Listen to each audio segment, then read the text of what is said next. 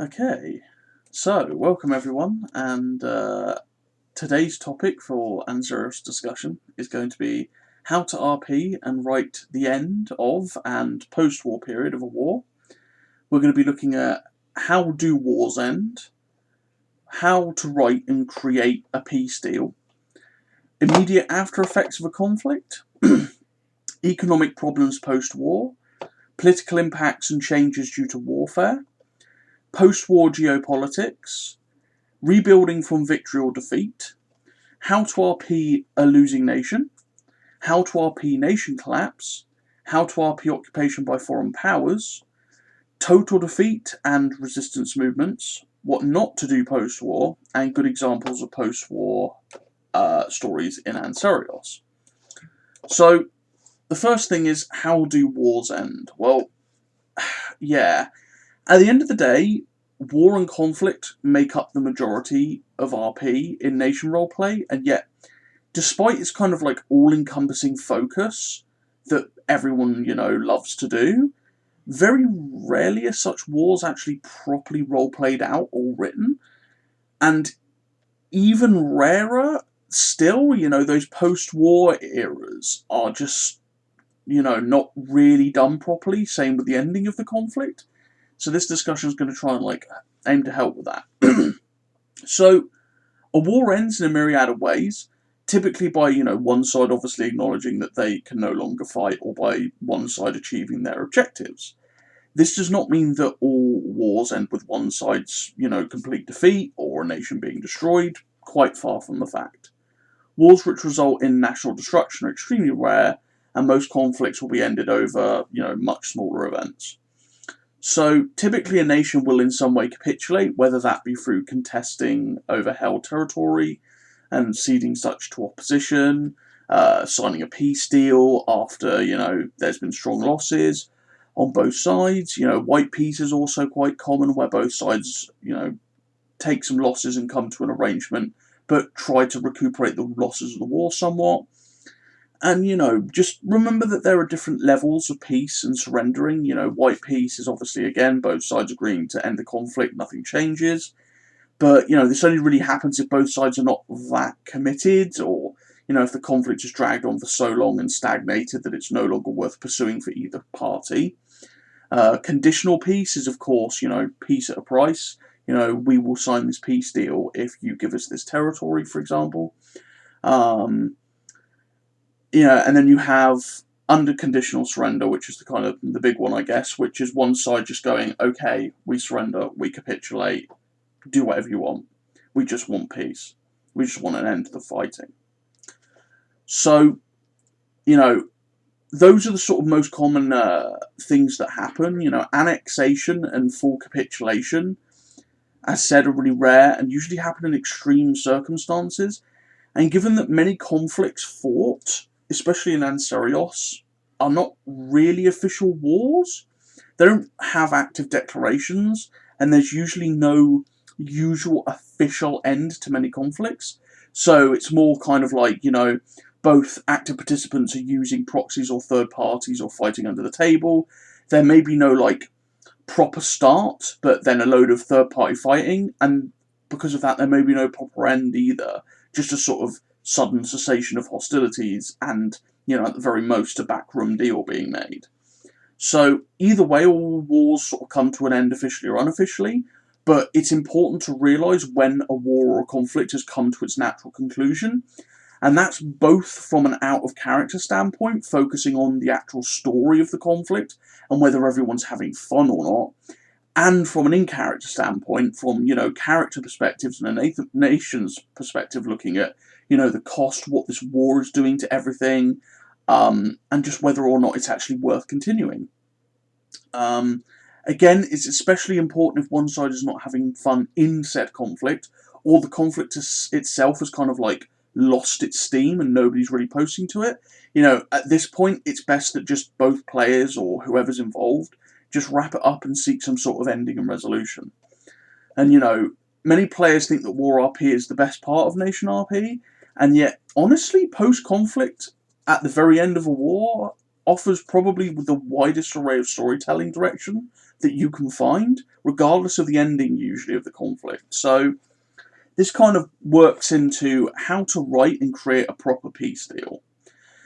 So most proper official or unofficial conflicts come to an end, which, one or the other side achieves its objectives, okay? Or sees both sides bloodied with little gains either way.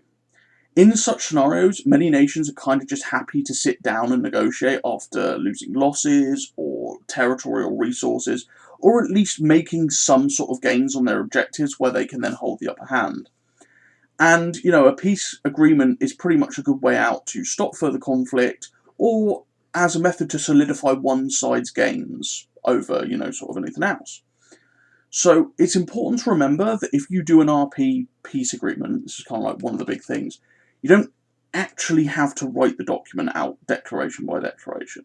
If you want to do this, you're more than welcome to, but just, communicate with your RP partner about this, because, while you might want to ratify a big treaty that you've written out across 30 pages of legalese, the other person who's also signing the peace deal might not want to do so.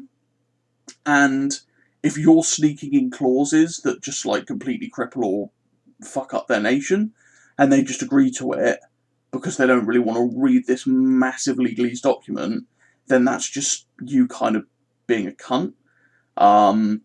So, if you're going to do this, just sort of note down what it generally entails.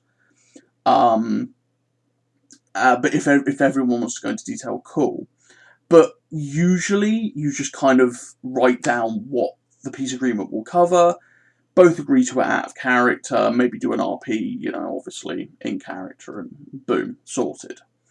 So, communicate with your RP partner, who you obviously fought during this war, because, even if you've sort of won and you've got this peace agreement, just because you've won does not mean that you can casually dictate sort of the direction of their nation and railroad the other nation, because it's really kind of cancerous.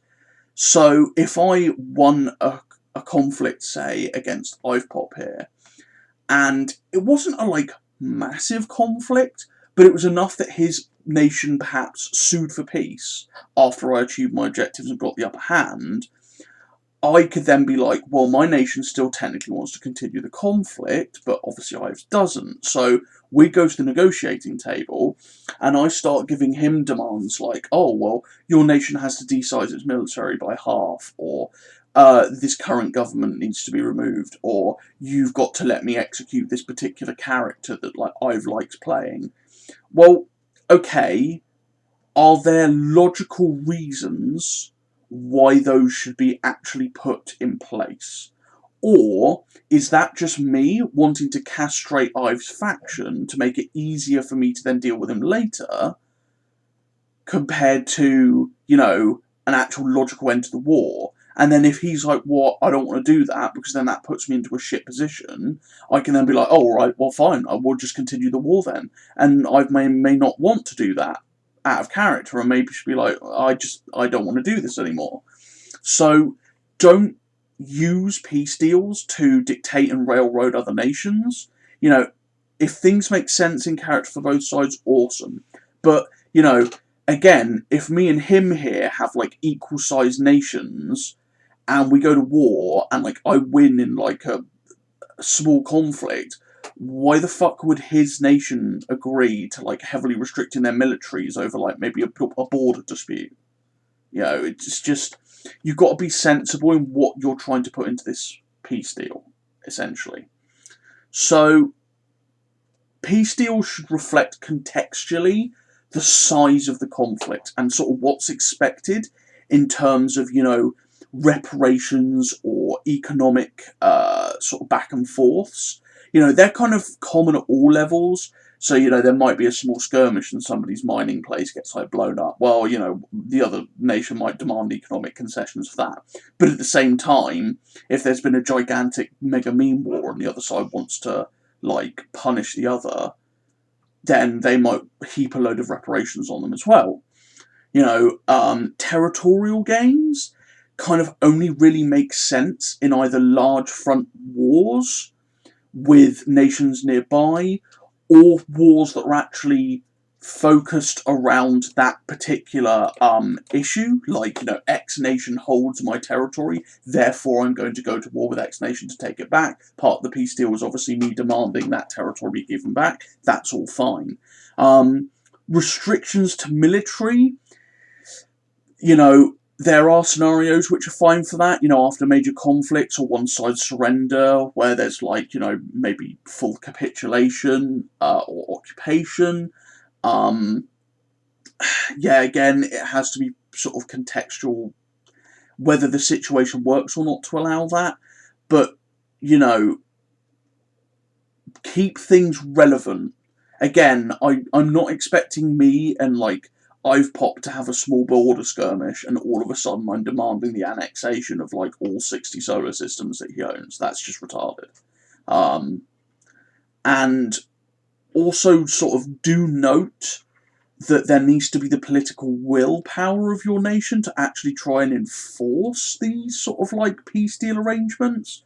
Your nation, if it's just come out of this horrific war where it's lost all of these people and their forces are ground down, their economy's shagged, everything's shit, they're not going to be oh well, I'm just going to annex 30 of your solar systems, alright? What are you going to annex them with? Because you've lost most of your fleet, you've lost most of your forces, your politics are unstable because of the massive losses that you've incurred, your economy's fucked, so how the hell are you going to try and actually, rebuild and take over my systems? How are you going to occupy? Stuff like that. So, be aware of what you want in a peace deal after a conflict. And also be aware that, while your nations have signed such agreements, it doesn't force that player into exactly what it says. So, people might very well try to, under the table, do things that are against the peace treaty, or try and just undermine things for their own benefit.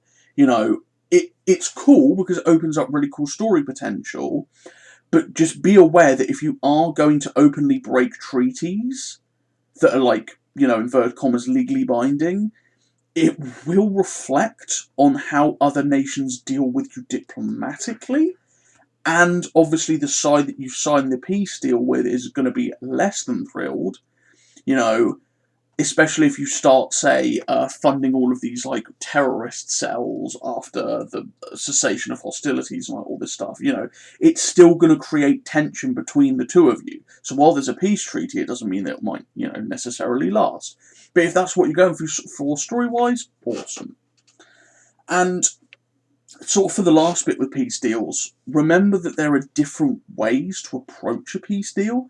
The sort of two main ones that you can really come across are a benevolent approach to a peace deal, where you will see that the side that sort of won the war actually try to help the loser and, help them economically, diplomatically, maybe help stabilise them, put in a new government that's better for that nation, help re-establish themselves so that, the war can be put behind you, you can work together for the future, and everything's sort of okay, A good one for that one would be, the Napoleonic era Treaty of Vienna. That's sort of good example of a benevolent peace deal. But then the other side is, I guess a very harsh example, where, you pretty much go a punitive approach, which completely saddles the loser with, edicts that cripple their reconstruction by, heaping economic sanctions, military sanctions, stripping away certain aspects of their nation, taking territory that maybe is, key to their industrial output. And it's pretty much done in a way that ensures that, theoretically they can never grow to be the same threat as they were to you again. A good example of that would be the Treaty of Versailles. Do remember that how you treat the enemy for your peace deal does reflect. Just because you've treated them benevolently doesn't mean that they're necessarily going to be your friend, and just because you've, inverted commas, removed them from being a threat to you in the immediate term doesn't mean that, Adolf Hitler is going to come back in the long term and go invade and take over your country. So that's the sort of section on peace deals. The immediate after effects of a conflict are, bear in mind the following. So this is just, the war's ended, peace deal's been signed, or a surrender's been made, and this is kind of like the first few months, for example, of this after the post-war era. So, in the immediate term, a lot of things sort of happen, okay, and there's a lot to overcome. Just because the war's over doesn't mean that, you're all in the clear. So, you're going to have economic problems, which we'll get into in a minute in detail. But, there might not be the most important issue, but they're going to, bring poor consumer production, bad economic recovery, high unemployment, just generally bad living standards. And, the economic issues are going to help exacerbate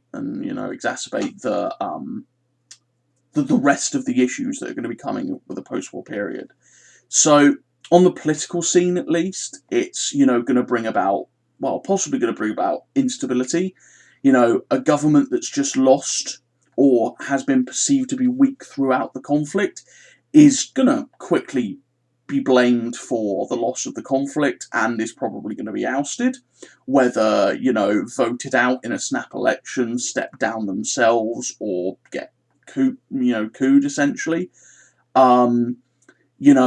These sorts of things get made worse by, high unemployment, demobilised soldiers, and the fact that you've got, economic ruin. It all just comes crashing down politically.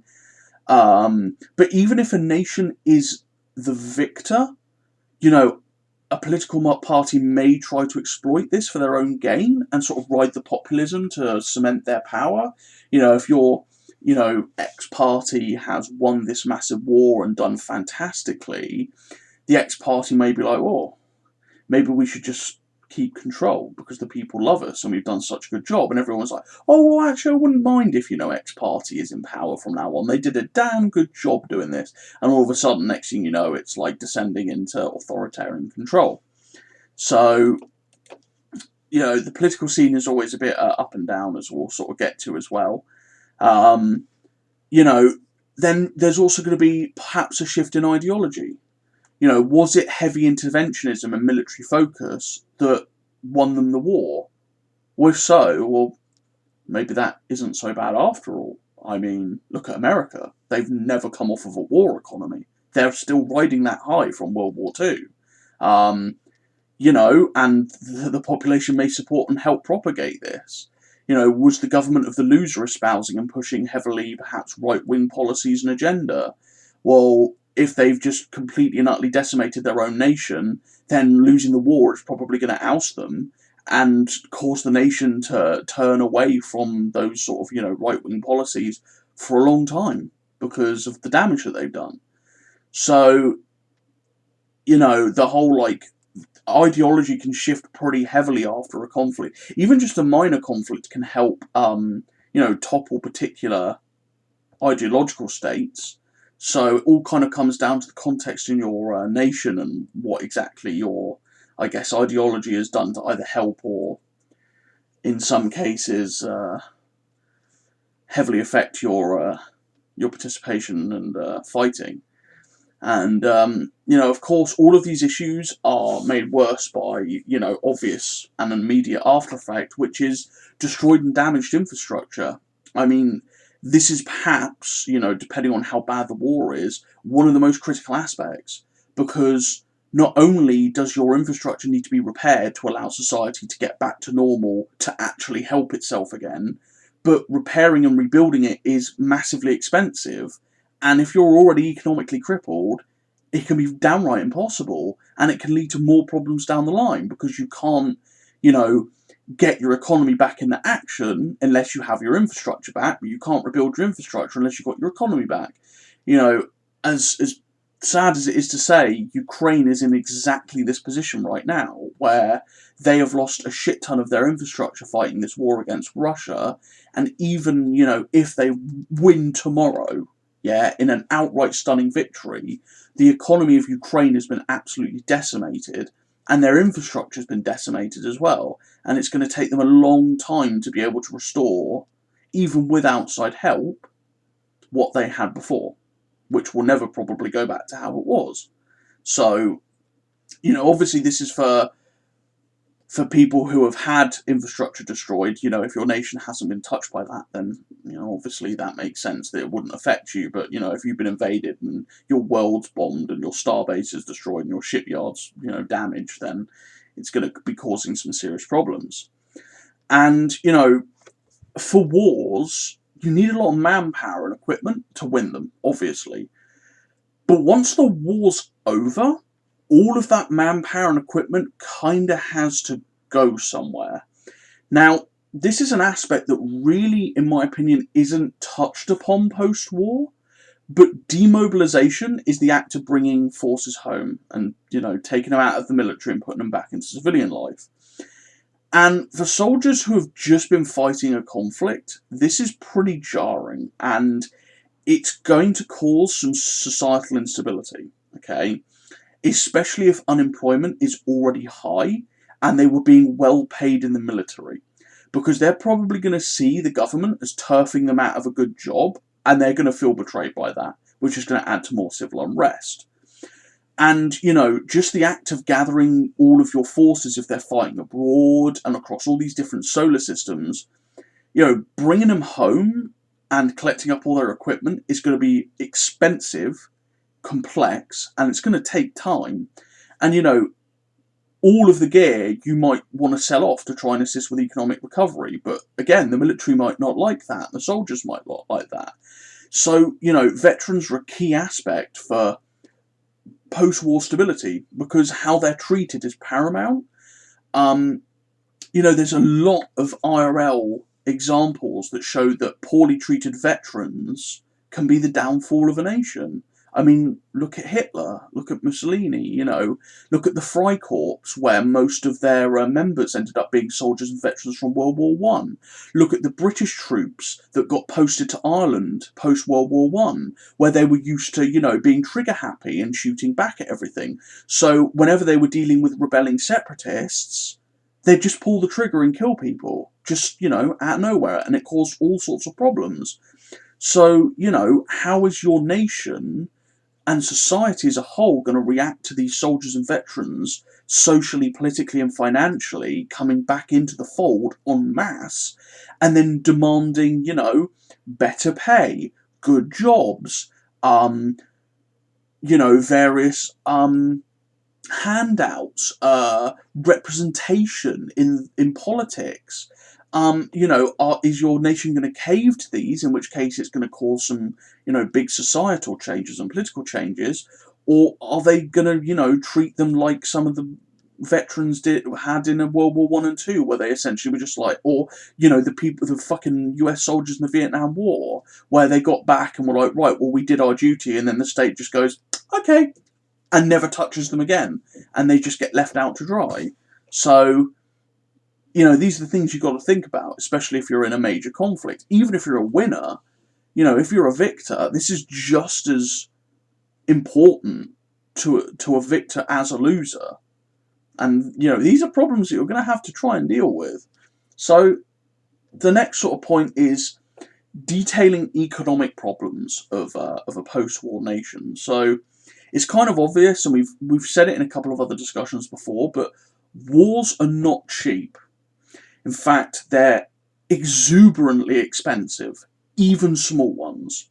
And for a nation to try and conduct warfare, it's going to cost a shit ton.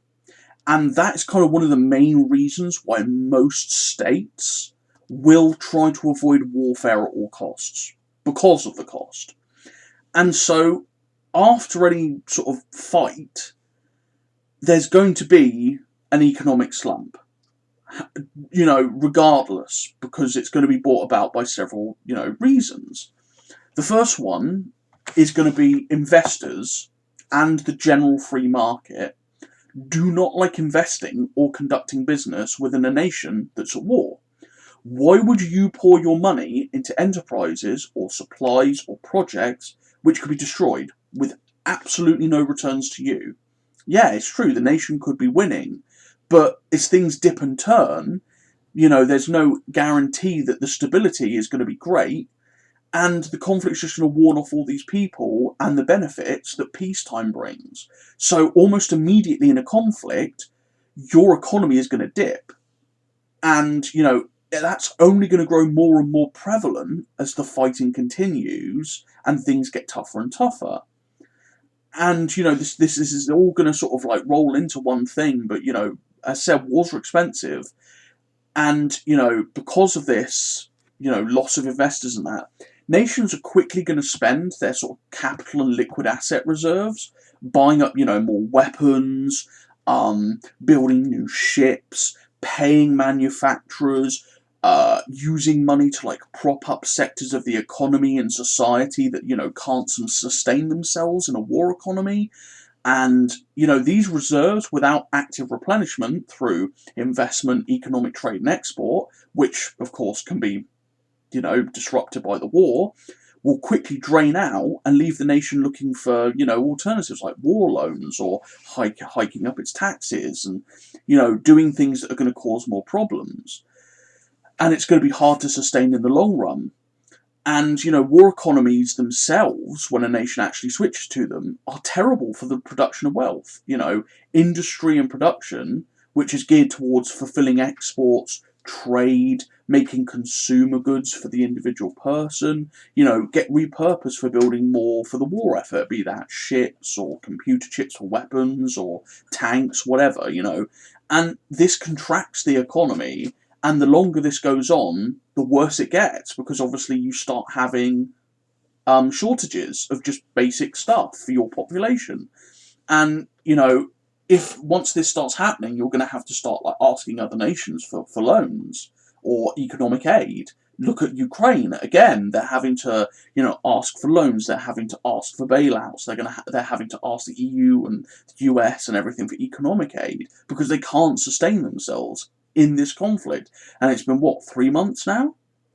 So it kind of gives you an idea of how quickly it can annihilate a nation's economy, especially when your infrastructure is being destroyed, especially when your exports are disrupted, and especially when investors in the market won't invest in your nation. So, of course, economic problems are going to be far worse for losers than for the victors, with, destruction of infrastructure and the like. But even for victors, you're still going to have big economic issues. You're still going to have dips in your economy, investors not wanting to sort of go into you, etc. But again, it depends on how much you're sort of, winning. The United States came out pretty strongly economically of World War II, but that's because they were untouched by the war for the most part, and they could sort of act as, I guess, a bank. And they didn't have to re-gear all of their consumer goods manufacturing and, general everyday life to fighting the war effort like, Great Britain did and all of the other allies. So these are things that you have to bear in mind.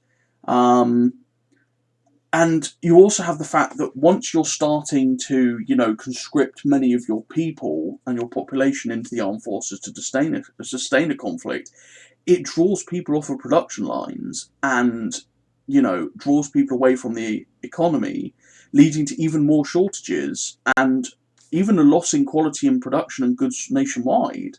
It was especially the case for the Germans in the late war, where they were building, all of their brand new super duper epic tanks. But with all of the infrastructure for steel manufacturing destroyed, and for most of their population having, able-bodied men being conscripted into the armed forces, they had shit production workers, and they had shit resources, and they were just pumping out, what on paper looked like super excellent equipment, was actually absolutely awful standard because they had subpar steel and construction.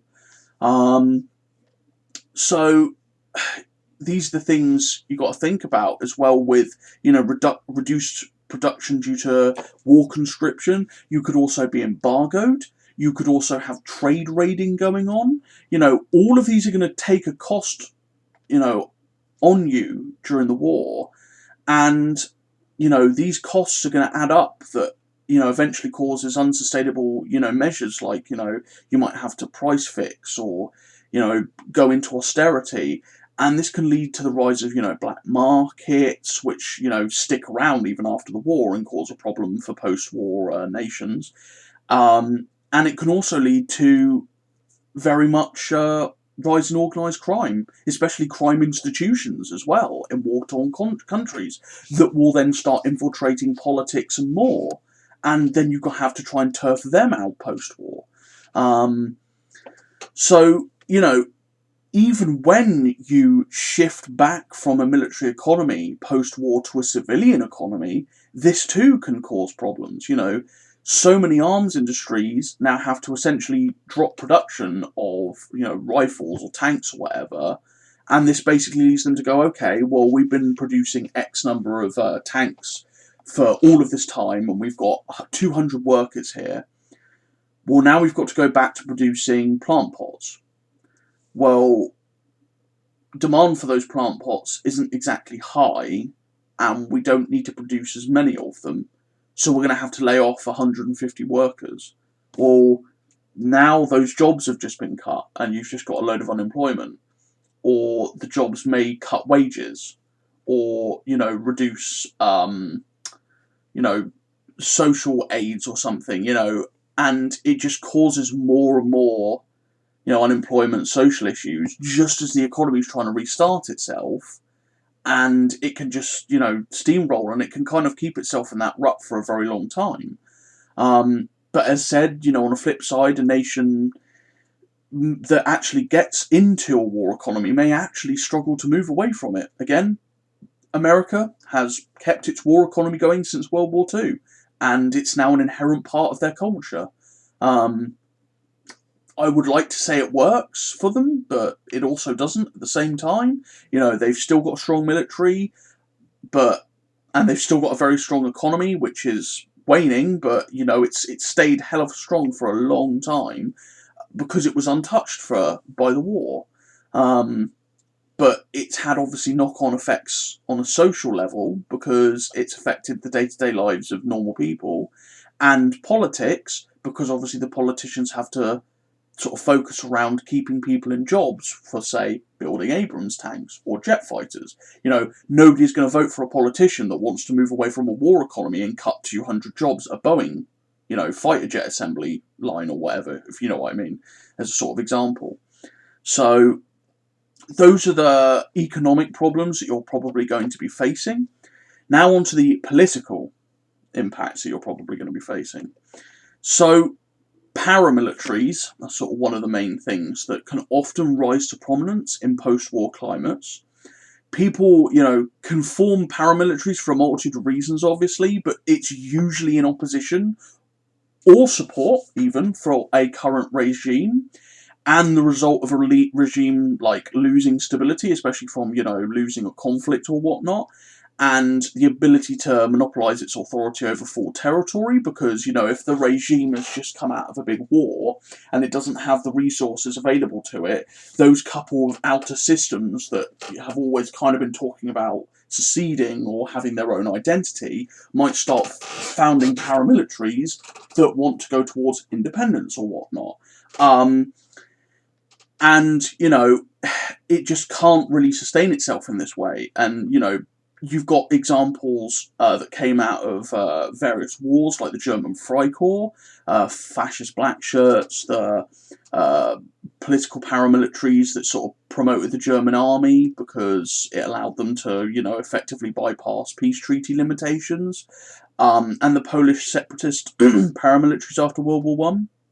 So, it's kind of a case of, you've also got all of these veterans who have just left this war, and there's all this spare gear lying around. Well, maybe they're going to try and do something with it that is not necessarily going to be beneficial to your nation.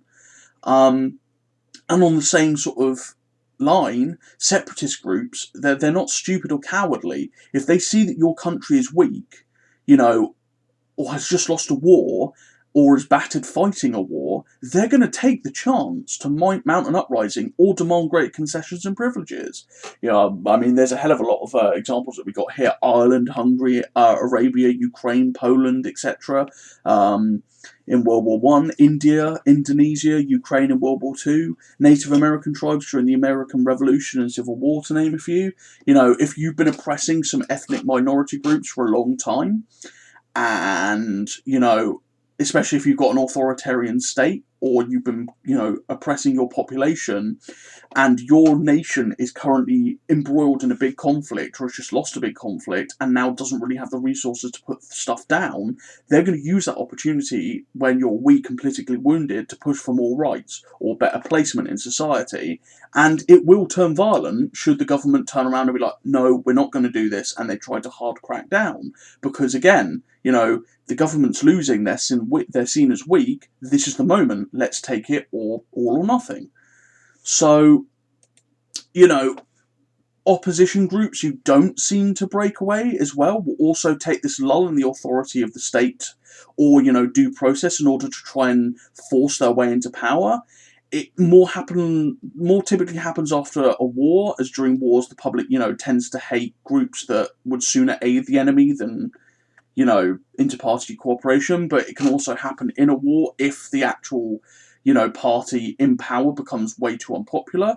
Examples of this would be, you know, the Russian Revolution, the German Revolution, Turkish Revolution, the deposition of Mussolini. Examples of attempted or successful forced political changes after a war would be stuff like the French Revolution, American Revolution, Chinese Revolution, rise of Mussolini, the Cat Putsch, Spartacist uprising, the Munich Putsch, and the return of Napoleon. So, you know, of course, losing or winning a war under a particular ideology will likely lead, again, as we sort of said earlier, to that ideology and the people who back it either being lauded as heroes, where, you know, if you've led a state to victory, you're probably going to see that party stay in power for a long time. Or if you've been demonized, that party essentially being wiped out from power and not seeing power for, you know, at least a lifetime. You know, just look at Europe in the fact that we saw what the right wing, the far right wing did to Europe in the 1940s, and that was a lifetime ago.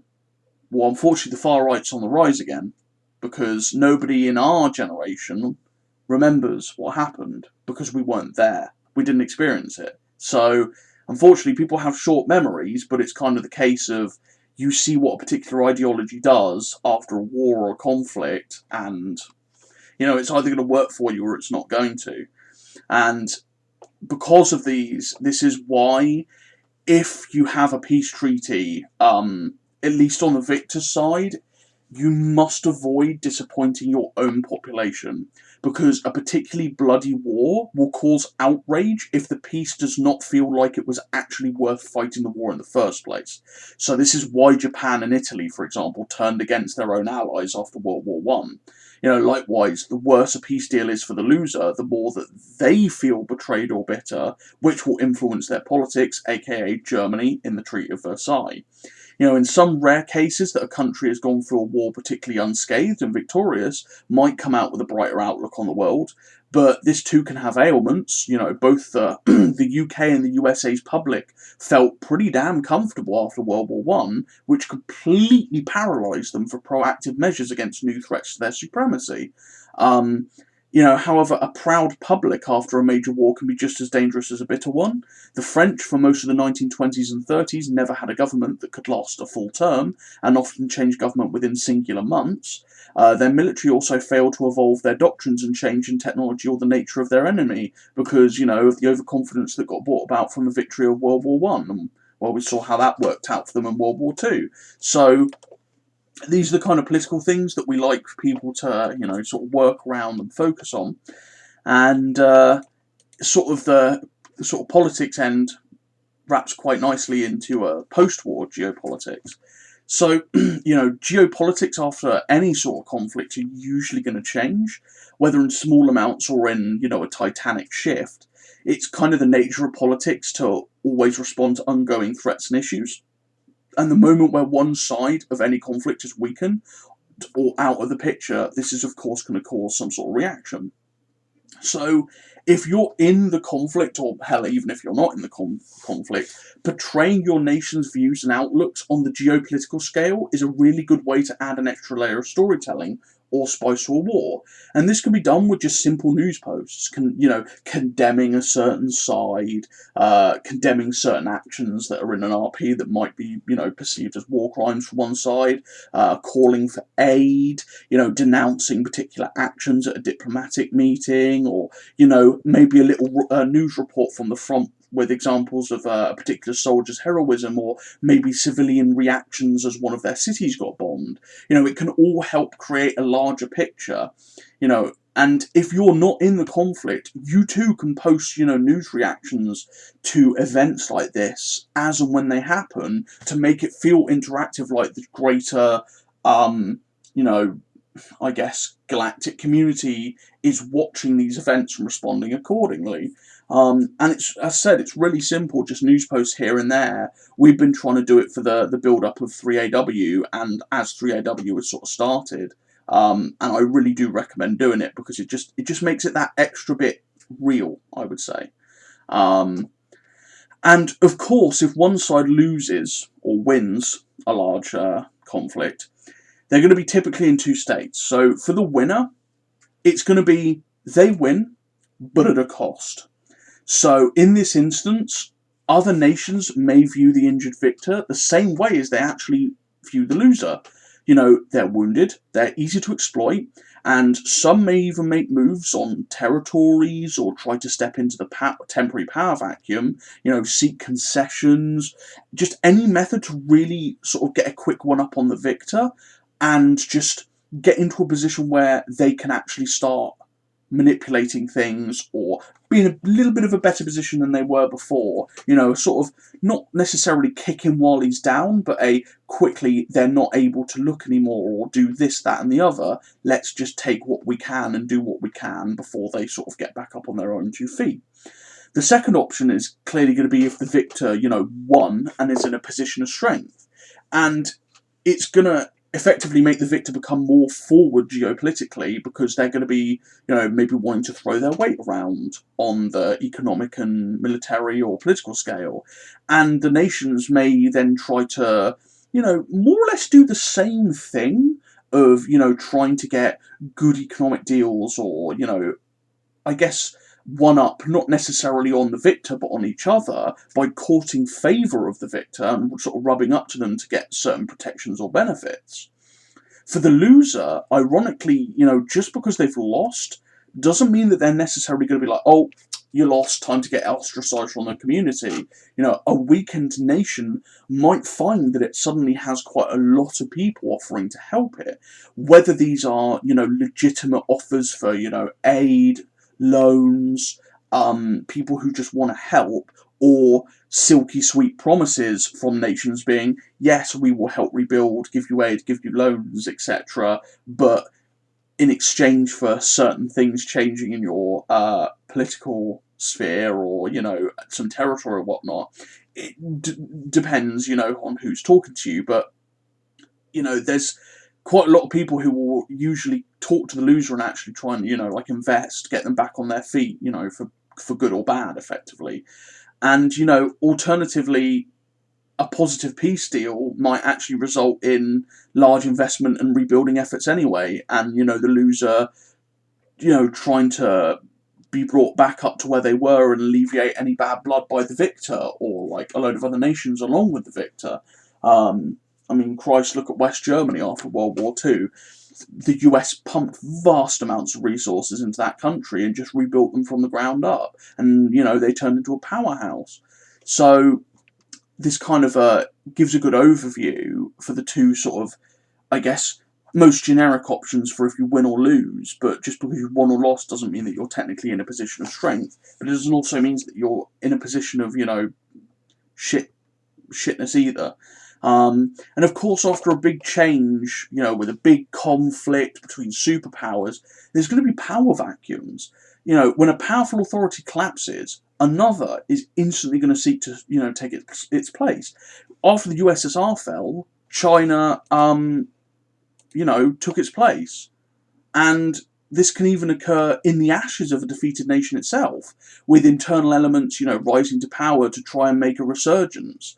A good case of this is, at 1AW Capital, at least in Ancerious. They lost the war, and they saw a huge sort of home resurgence internally that turned them into a superpower.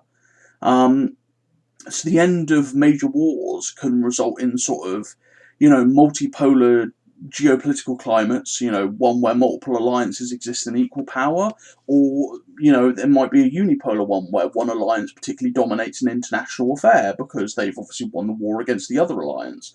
It's kind of rare and only really happens after exceptionally significant wars, but they do create a unique and complex sort of kind of climate, both for the winners who now have to fight a new one of, keeping their monopoly on control and stopping their international order from falling apart, the AGA being a good example in Ancerious. Meanwhile, everyone else now has to kind of struggle to form new power blocks and sort of contest this unipolar world and create a new sort of response to the old world order. Cases of this have existed before, like the Pax Romanica, Pax Britannia, and the modern USA, but, history shows that these hegemonies, can be permanent sometimes. And, in modern Ankh, Kona has, for example, taken the place of the APP as the contender to the hegemony of the Ankh main powers.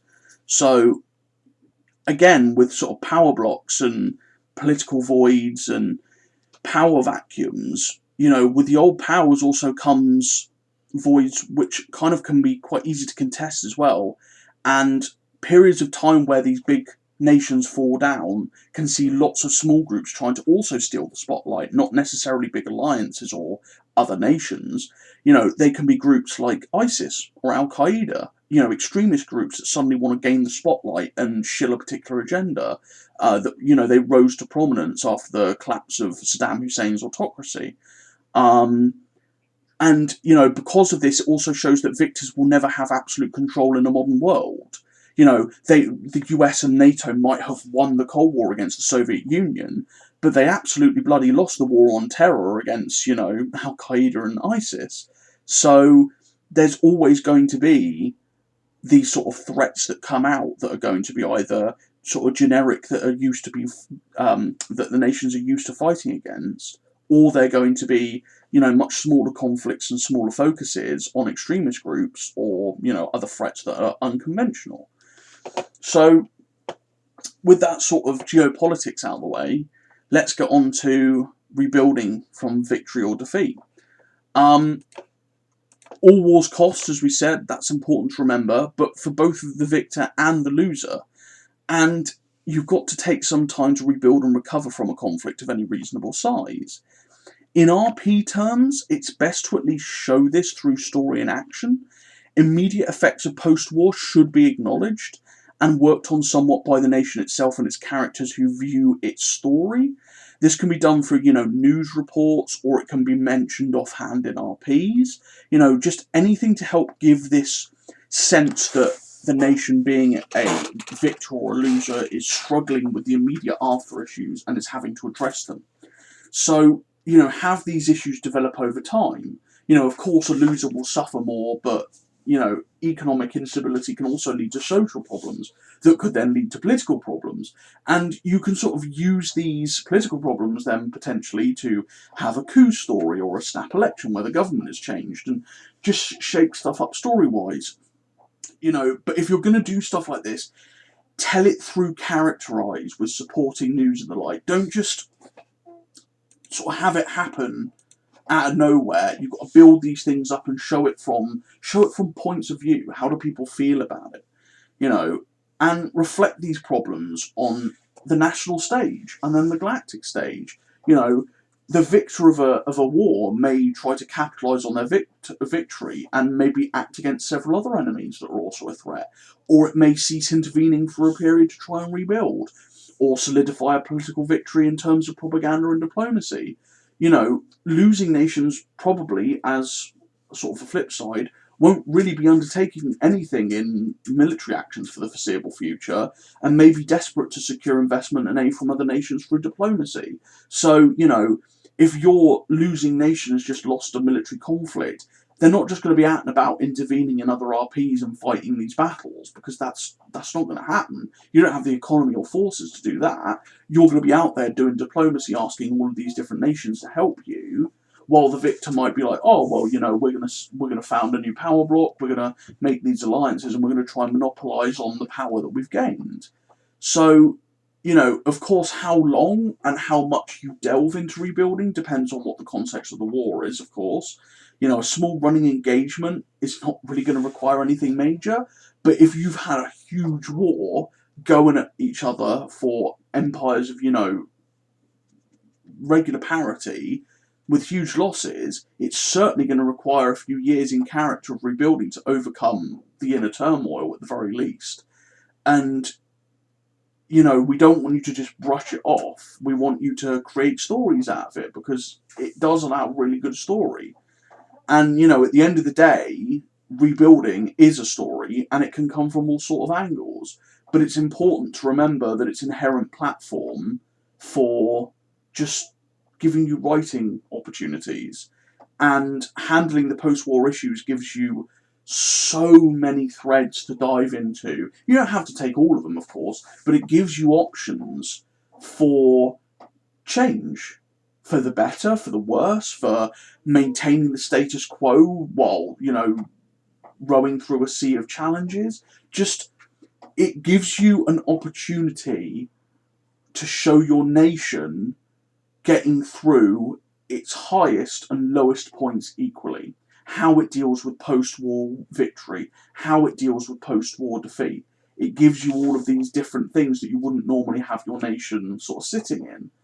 And tell it through characters, tell it through people's points of views, whether that's normal civilians, whether it's your nation leader to build them up as a character, whether it's through commanders, just, you know, show it. Show the effects of it firsthand. Make the reader feel. Make the reader actually invested in what happens to your nation. You know? So, we've done all this talking, and, you know, it's all well and good sort of talking about losing a war and whatnot, but how do you actually RP losing a nation? Because this is one of the critical elements to not just this discussion, but just sort of nation RP in general. Because unfortunately, as comes with a lot of RP and things in life, people don't like losing.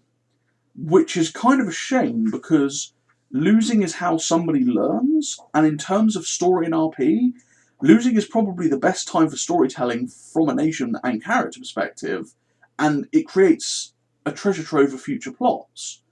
So, the first thing to really keep in mind is, and I cannot overstate this enough, it is not personal, okay? Many people, rightfully so I might add, see their nations as their creation, a part of themselves, almost like they're their children. And so for that nation to lose, or be crippled, or fall apart, they see them a part of themselves sort of falling apart or being crippled or losing, and it hurts them, you know, emotionally. And that's fine, that's fair enough. Like, you know, nobody really likes breaking things that they built up. But you've also got to remember that you've got to avoid, you know, in-character, out-of-character metagaming. But at the same time, it's paramount that you separate yourself to a degree from your creations. Because if somebody is destroying your nation, it's not a personal attack against you, or at the very least it bloody shouldn't be, but, you know, it's a story. And if you are in a massive conflict to start with, you should both be working, or everyone involved be working really closely together on the events, and whatever happens in character should be enjoyable for both you and all the other people and lead to future plots. Losing is no exception to this. So, don't be afraid to tear down or sort of fracture what you've built, because, okay, you might absolutely love what you have and what you have at the moment, and, watching it fall apart can feel really distraught. But if you break things, you can rebuild them. And because you can then rebuild them, you can pick up pieces that you haven't seen before or necessarily built up, and you can build back better. And I cannot tell you the amount of avenues and sort of like new and exciting plots and ideas that you could come up with. It's really endless. And, it's things that you can pretty much never imagine before. I've personally crippled or destroyed most of my major nations at least once, and best thing I ever did. I mean, from an character perspective, I've also sort of, I guess, torn down my main faction, the Union, and just completely sort of threw everything out the window and rebuilt it from the ground up.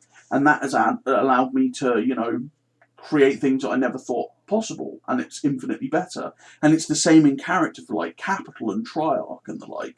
You can always build back better, and it can always lead to really fun results that you don't think of, and you can never really imagine if you don't do it. But work with your opponent. It's absolutely critical for both winners and losers on both sides. You should be having fun. If you're losing a war, always think about what stories can come from such, and just work with the winner to help facilitate these stories. If you have a really cool idea about doing something that involves you losing, just talk to the winner, talk to the person who's winning the war, and, oh my god, excuse the dog, help have them help facilitate these stories to help you get to that point that you enjoy. Perhaps a specific defeat here could lead to, a really fun leadership coup where a particular admiral who was defeated tries to take power, or the destruction of a flagship and a renowned character could hit hard for readers and have an ideological faction shift in the nation because they were really influential. But just communicate. Always let the people that you're working with know whether you're not having fun or not enjoying something. But always be aware of in-character and out-character separation.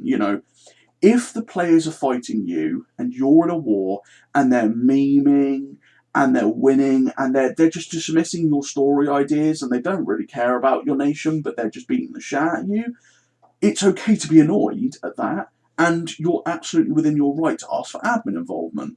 But at the same time, if a couple of people are like fighting you and they're trying to work with you, but you're kind of being a dick because you don't really want to lose and you don't want your nation to fall apart, don't lash out at them and cause problems just because you can't handle that. That's not fair on them.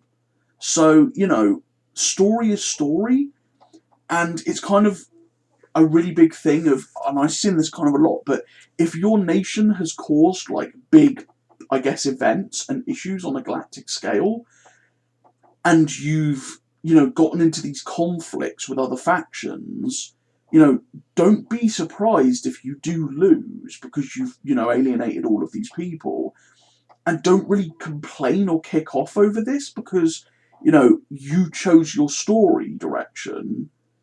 You kind of have to stick to that story direction, Just because you've done all these things doesn't mean just because you don't want to lose, you get out of all of them scot-free, but it doesn't mean that people can just rock up to your nation and hard auto you with, no input from yourself. So, work with everyone, come up with a fun ending that leaves everyone, happy and with loads of story, and just, enjoy.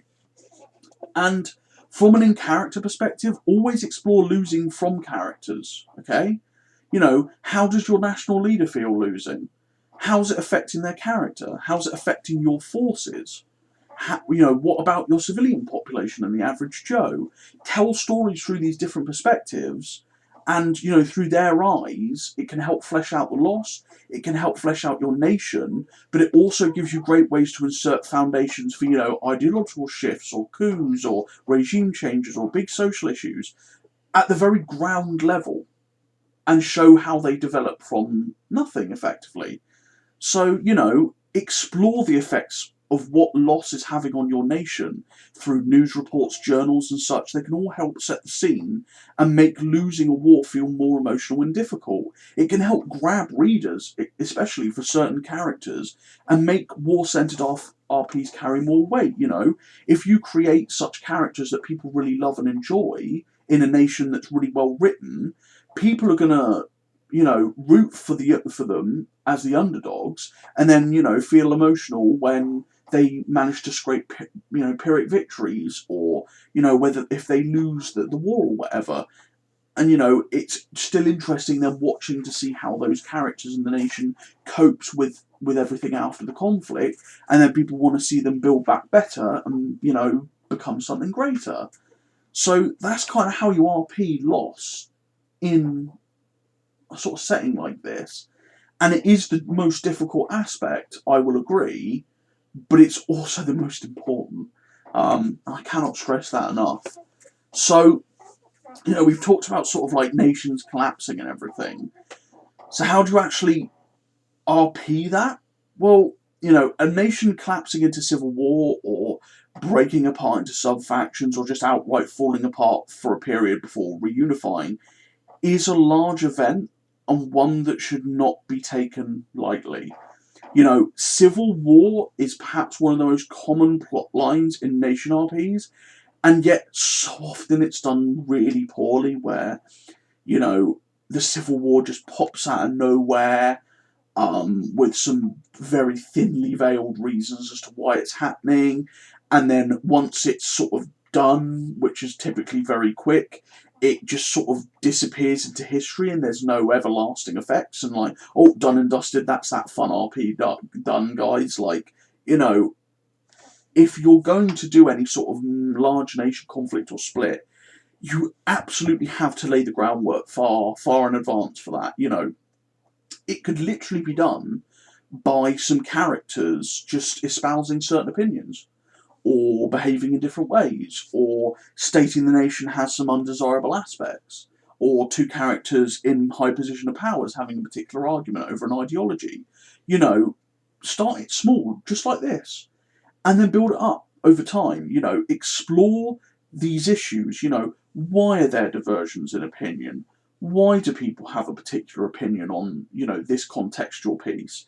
You know, why does the nation have these undesirable aspects?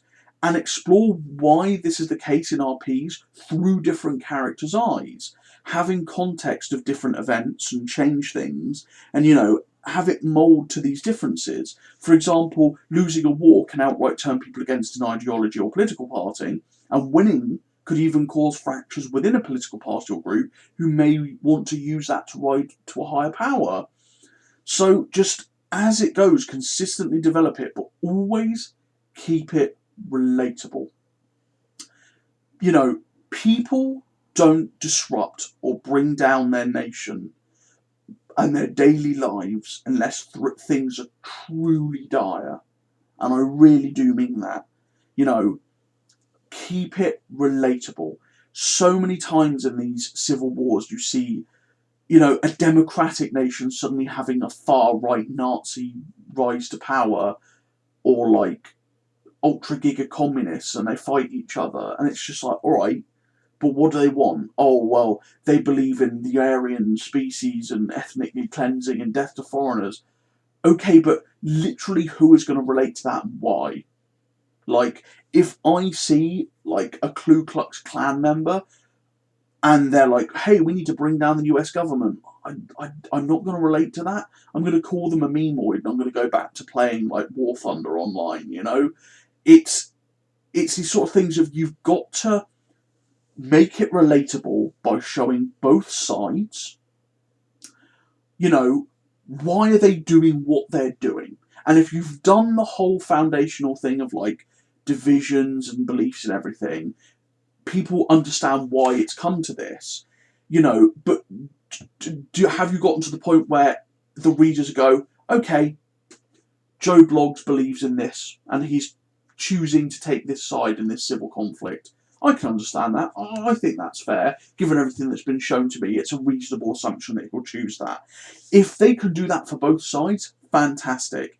If not, you need to make them relatable. There needs to be a reason why people suddenly hate foreigners, why people are suddenly wanting racial purity, why people are suddenly wanting a regime change, why people are suddenly up in arms because they've got horrific unemployment, terrible inflation, no access to consumer goods, destroyed infrastructure, a government that's completely cracked down on their rights and lost them the war, etc. Make these believable and use different characters and context to explore these divisions. And when it comes for the grand kick-off or the collapse or the civil war to happen, use a catalyst. Use a specific event that kicks it all off. Losing a war, extremely good catalyst. As is, ironically, winning a war and suffering hardships from the fallout and the damage of such. But when this catalyst kicks off, how do the events take place after that? Who sparks it? What events have led to that collapse? What's the spiral like that leads to that catalyst, and then what happens afterwards? And do the events lead into one another in an unstoppable motion? Is it led by a particular group, or is it even multiple groups going out of their way to do it? Remember that such a collapse is a major event, and it should be a big story arc. Again, lots of players just sort of do it and then, done. But it could be a really good involvement, potentially, with other players, to have them interact inside of your nation, by backing different political parties, or funding extremists and terrorists, or sending forces to help prop up a failing government, or whatever. It gets people involved, and it gives people reason to be involved, because they have, oh god, I've forgotten the word now. They have reason to effectively be in your nation. They have a stake in the game. They have a stake in your nation, and even a small civil conflict is enough to cause major disruption and political turmoil, even after it's been resolved and everyone's gotten over it. I mean, Jesus Christ! Look at the American Civil War. That was ages ago. But, I mean, it gets brought up almost all the time these days by people, because it's still somewhat in living memory. But just, if you're going to do one of these big events where your nation falls apart, give it the lore and the care that it deserves. And if in doubt, you do want to run one of these things, understandable that you might have doubts, considering there's endless context and different scenarios for them. Ask for help. There's plenty of people here that will happily help you story-wise if you want to have some sort of civil conflict or a big nation collapse. And we're all happy to help. So the next sort of bit is how to RP occupation by foreign powers. So occupation is pretty extreme, and it's quite rare for any nation to undertake, alright? Given its complexity, the very nature of occupation, you will absolutely need to, as the one being occupied, consent to it happening and work very closely with the occupying players. They will more or less have, inverted commas, control in character over your nation. And so you really need to communicate and have back and forth and trust them. However, even though they technically, inverted commas, control your nation in character, that does not mean they control your nation out of character. Anyone occupying another nation should have full consent with that party and the actions and plots undertaken.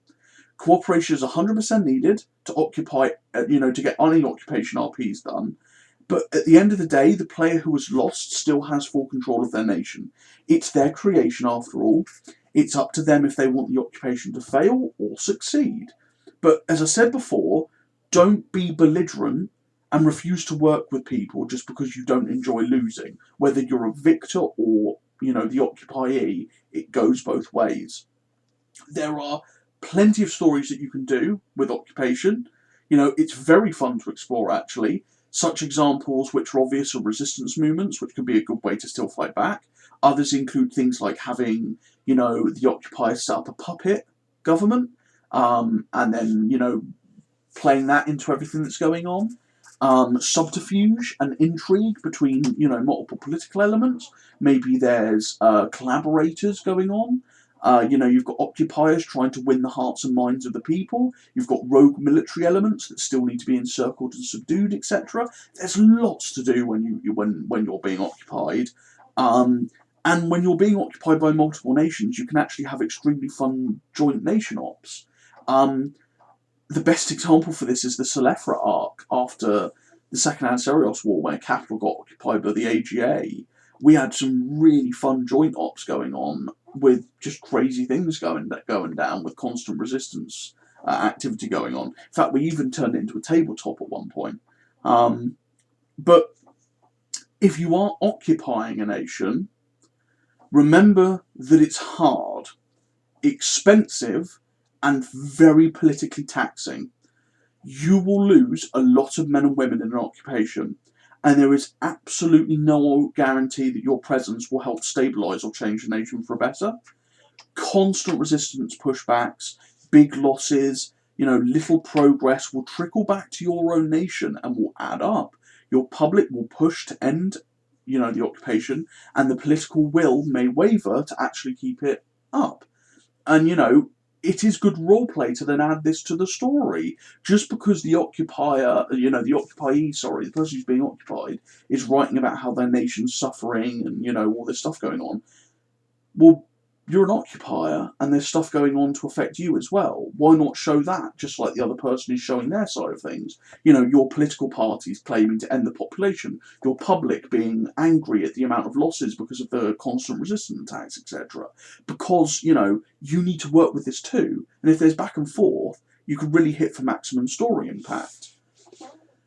And this kind of also ties into total defeat and resistance movements. Well, rarely is a nation totally defeated, and not just occupied for the sake of government change or stability, but annexed entirely, or destroyed for whatever reason. These are the most sort of extreme circumstances from conflict and losing in conflict, post-war, but they, of course, are not impossible. Typically, the only time in Ancerious that a nation has ever been annexed or destroyed outright has been when its player has either left or been banned. Put that into perspective. So, of course, if a player wishes to have their nation destroyed or annexed, that's fine. It's their choice after all, and it does come with cool RP opportunities. For nations being annexed, it's not really that different from occupation.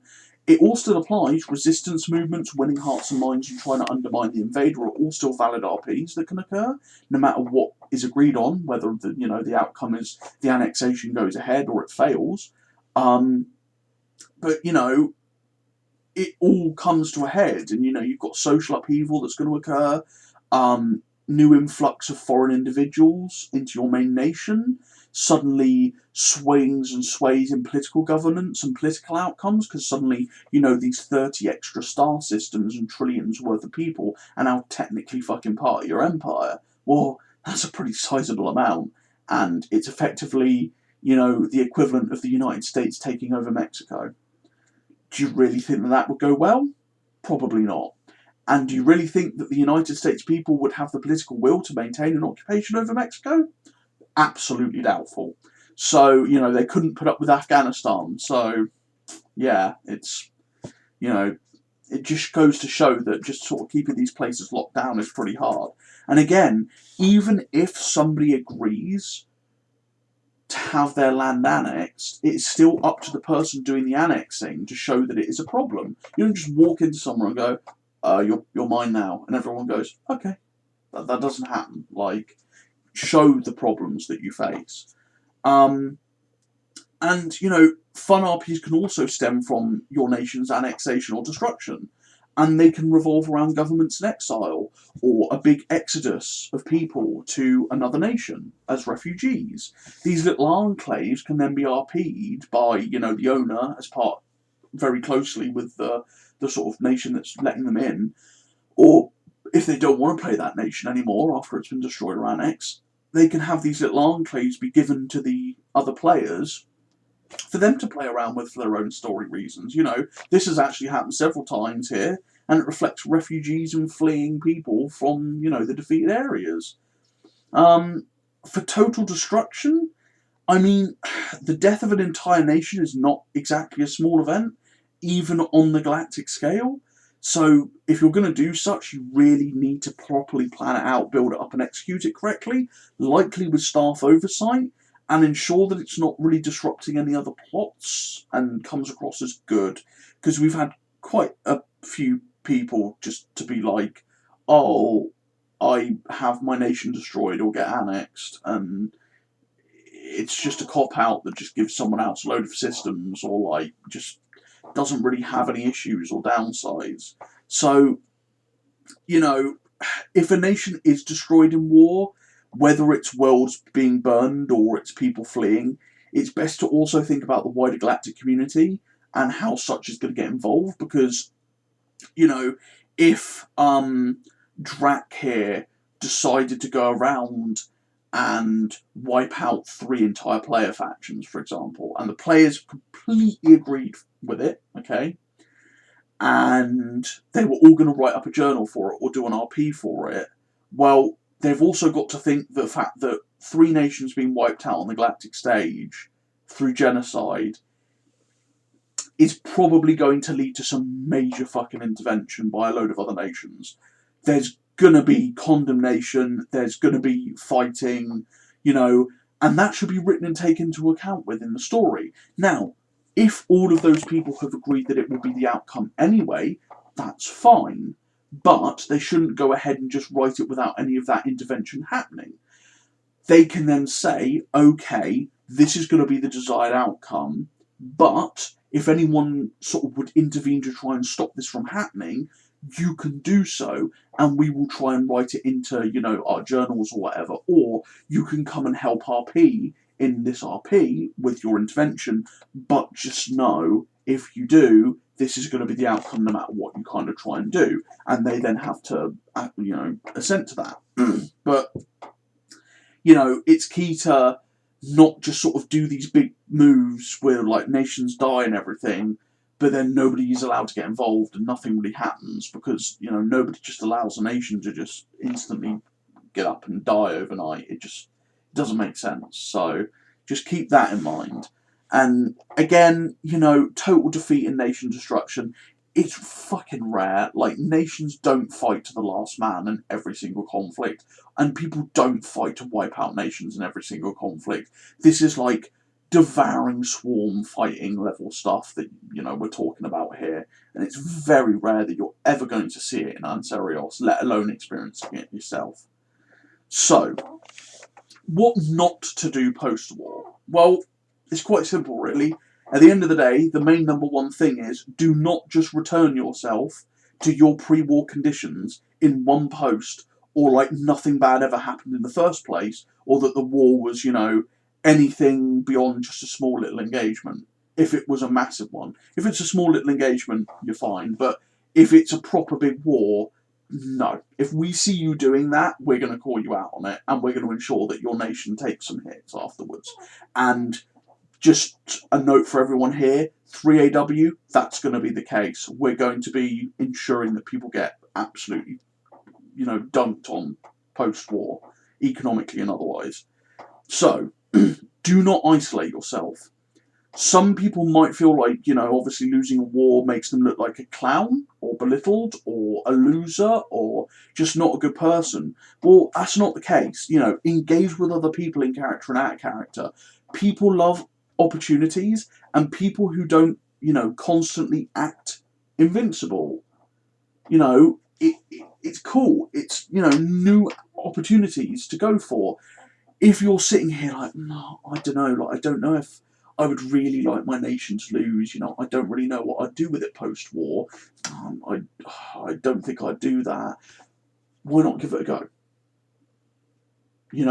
The worst that can absolutely happen is you agree to lose a war with another person, you have a fun war, you lose, it isn't a complete crippling defeat, but you choose to have the post-war impacts, take a while, and make some changes that you've always wanted to implement. Awesome, that's fine. It doesn't need to be, again, total destruction or whatever.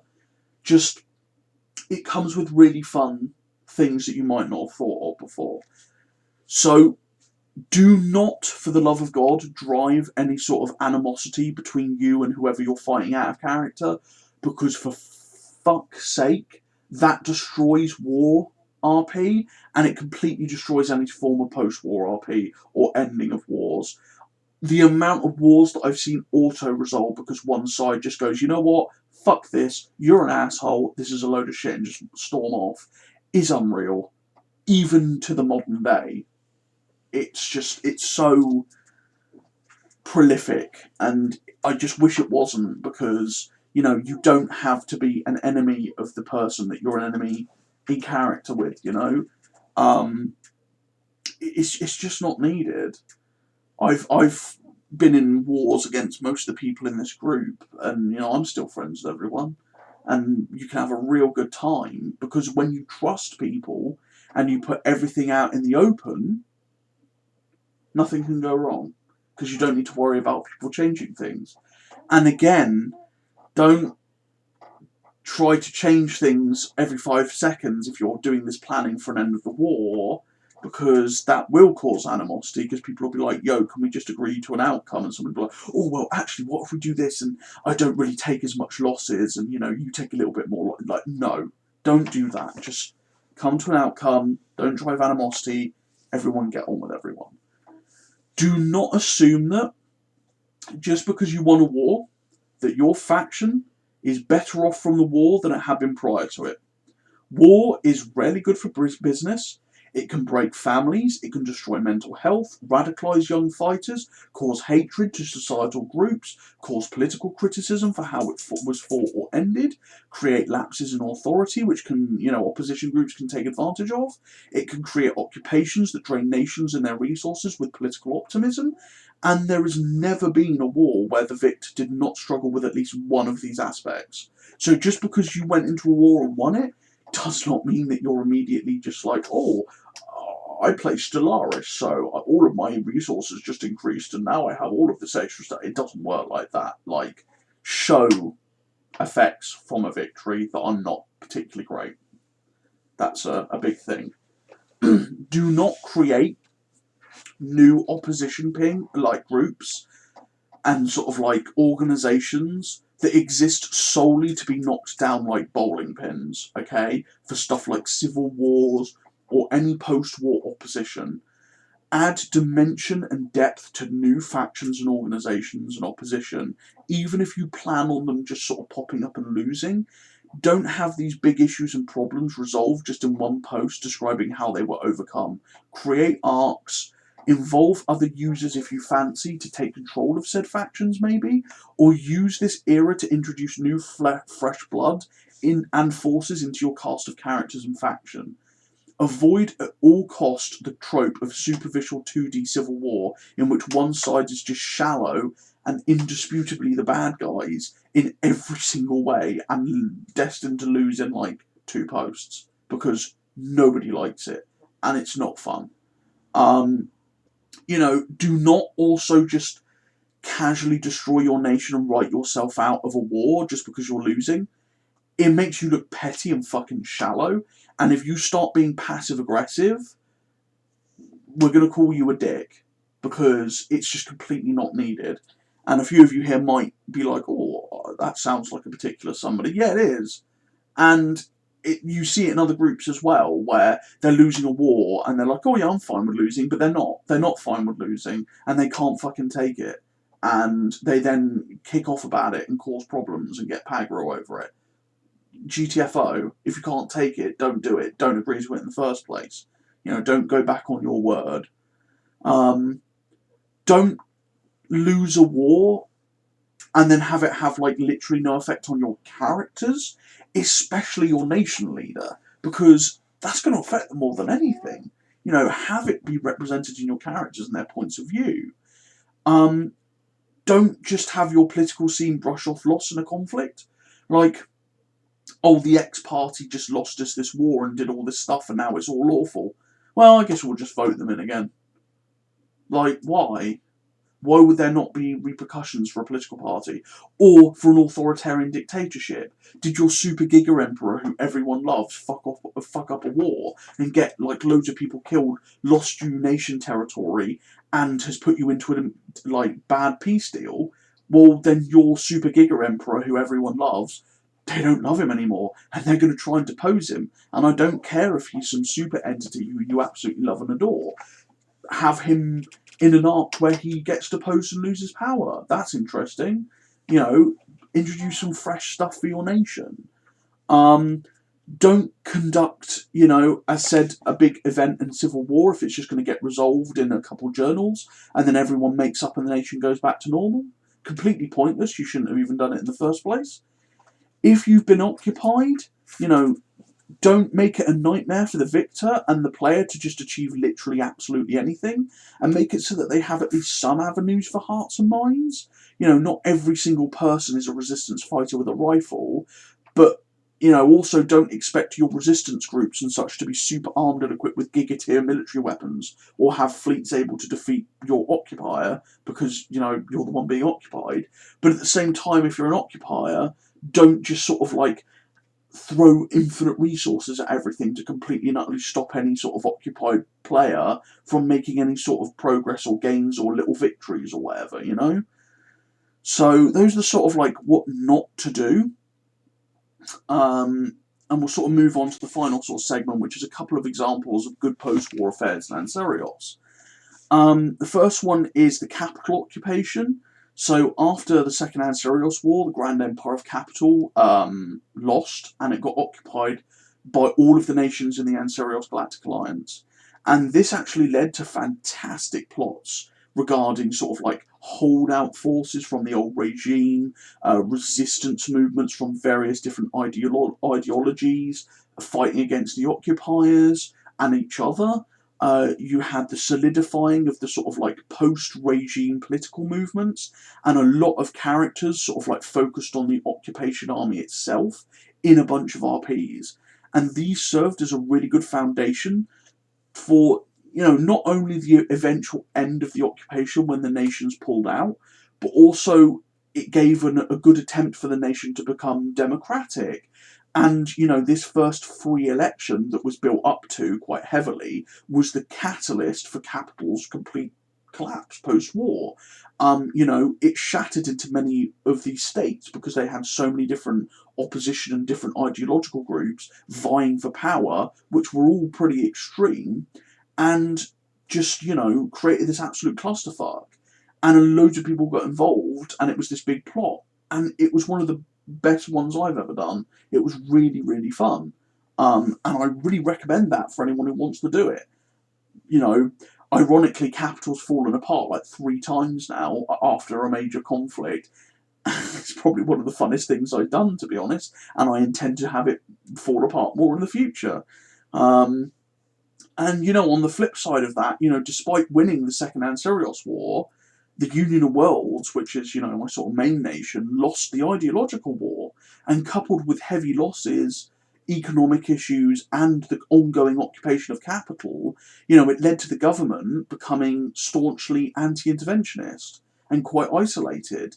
And because of this, it in turn led to the rise to power of various threats in the galaxy, because there was this kind of like pseudo-power vacuum where capital had been, and the Union wasn't there to step in to keep these threats down. And you have some of these, threats directly challenging the power of the Union, who in turn shied away from conflict and trying to put them down. And with the end of the occupation of capital and the downfall of, the AGA, the CGSS, which got founded afterwards, and the sort of way that the Union government treated the Union's war allies, the military and the veterans, along with the sort of pro-interventionist camp, were horrified of what the government had done, and they thought that they were tearing down everything that they've achieved. And so there's now pretty much an ongoing shadow war politically in the Union between the interventionists and the sort of like pacifists, and it's going to lead to massive civil unrest and an attempted political coup. And, it's going to be exasperated and, exacerbated by 3AW events as things move forward. And I can't wait to put it forward because it's going to be really good fun. And I'm going to get people involved in it, But that's a good example of a victor sort of falling apart by their own success and failing to sort of take the right choices. But are they the right choices? It's all down to opinion. And the last sort of one, at least from me, is Triarch, another one of my nations, a megacorp, also had a good post-war story where they lost the war and were very economically tied to capital and the APP, but just before the end of the war, they got declared bankrupt by their own sort of government because they were losing and their shareholders. And the company got all of its assets sold off by another rival mega corporation who instantly stepped up to the market, Rangvold, and they sold off all of its assets. And that got sold off to all kinds of nations and players, including territory, warships, weapons, technology, even super weapons. And only a fraction remained in the hands of a now sort of like rebranded company, which was now a shadow of itself with a fraction of the resources available.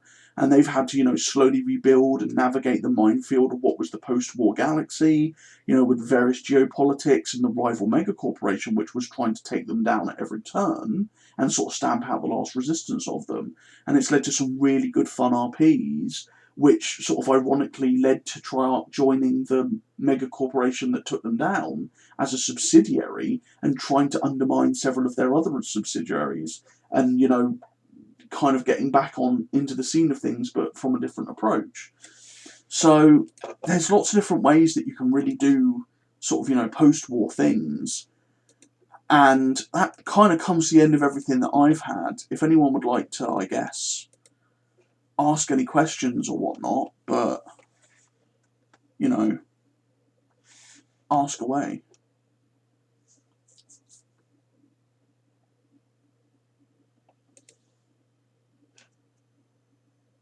I don't see anyone typing, so I assume that was pretty comprehensive. At least I'd hope so.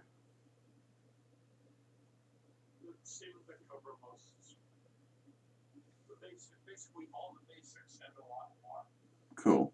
Excellent. Okay, so somebody is typing, but we will just see if it's a question. Okay, it isn't. Right. Well, in that case, we will leave that there for tonight. And thank you, everyone, for sort of attending, and I'm glad it's helped you. So I will catch you next time.